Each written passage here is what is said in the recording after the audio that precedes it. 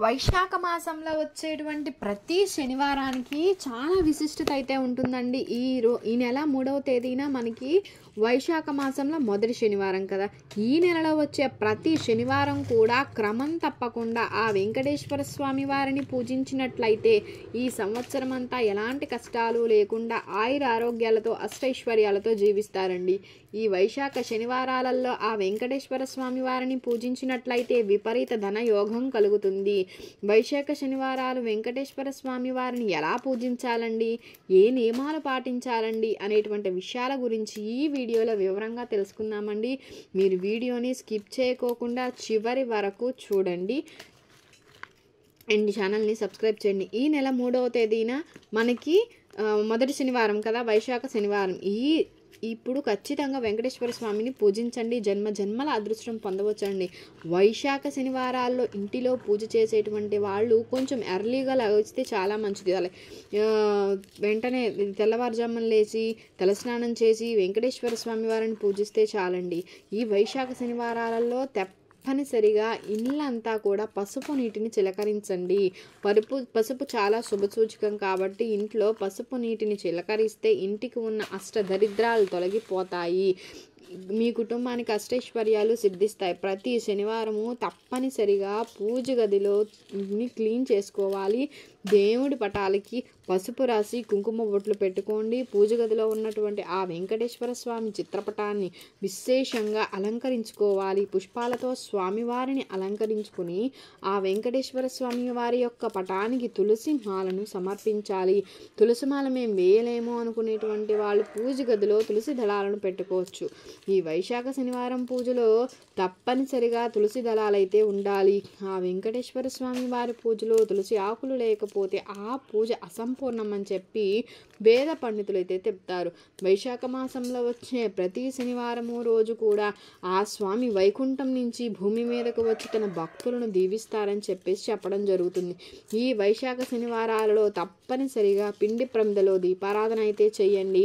అత్యంత శక్తివంతమైనటువంటి దీపాలలో పిండి దీపం ఒకటి. విశేషంగా ఈ వైశాఖ శనివారాలలో పిండి దీపం వెలిగిస్తే ఆ వెంకటేశ్వర స్వామి వారి అనుగ్రహంతో ఐశ్వర్యానికి లోటు లేకుండా ఉంటుంది. ఆ స్వామి అనుగ్రహం మీ పైన ఎల్లవేళలా ఉంటుంది.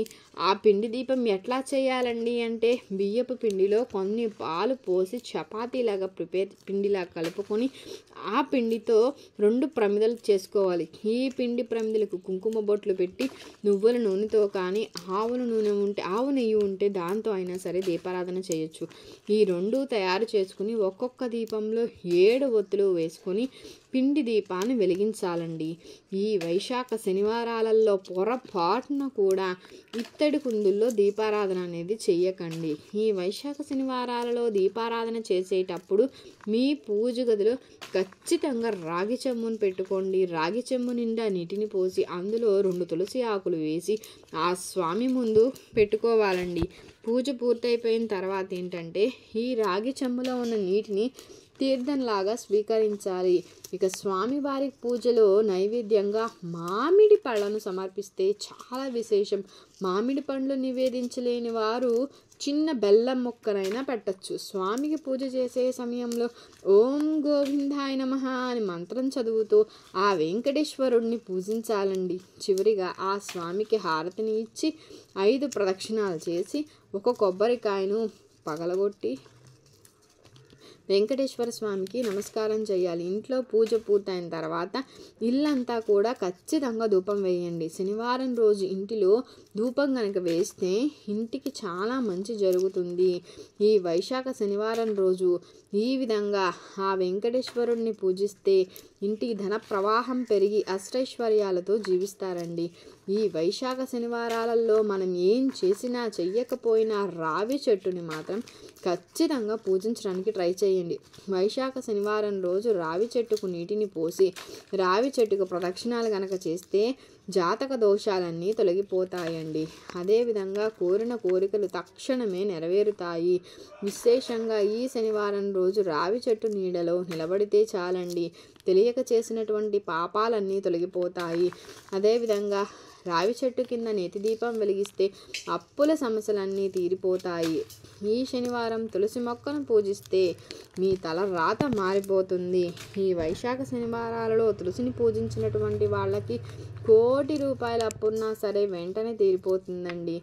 తులసి కోటలో చిన్న దీపాన్ని వెలిగించి ఆ తులసి అమ్మకు నమస్కారం చేస్తే అద్భుత ఫలితాలైతే కలుగుతాయి. స్వస్తి గుర్తులో దేవతలు ఉంటారు. అందువల్ల ఈ శనివారం రోజు ఖచ్చితంగా మీ పూజ గదిలో ఒక స్వస్తి గుర్తునైతే వేసుకోండి. మీ ఇంటిలోనికి దైవశక్తి అనేది వస్తుంది. ఇక మీ ఇంటికి మంచి రోజులు అనేవి స్టార్ట్ అవుతాయి.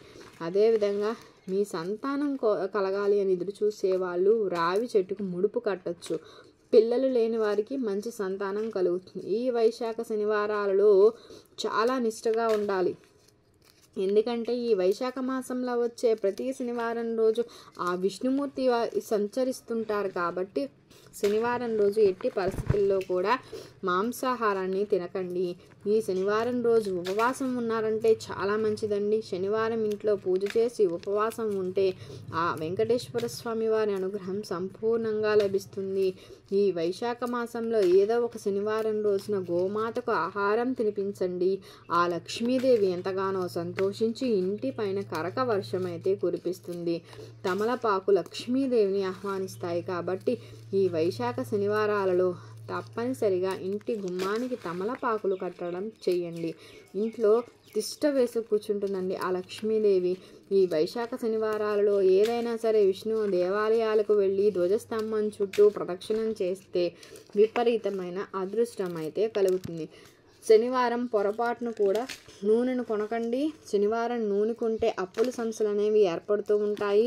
ఈ వీడియో కనుక మీకు నచ్చినట్లయితే లైక్ చేయండి, షేర్ చేయండి, సబ్స్క్రైబ్ చేయడం మర్చిపోకండి. కొత్తగా వాచ్ చేస్తున్నట్లయితే thank you for watching. Thank you so much.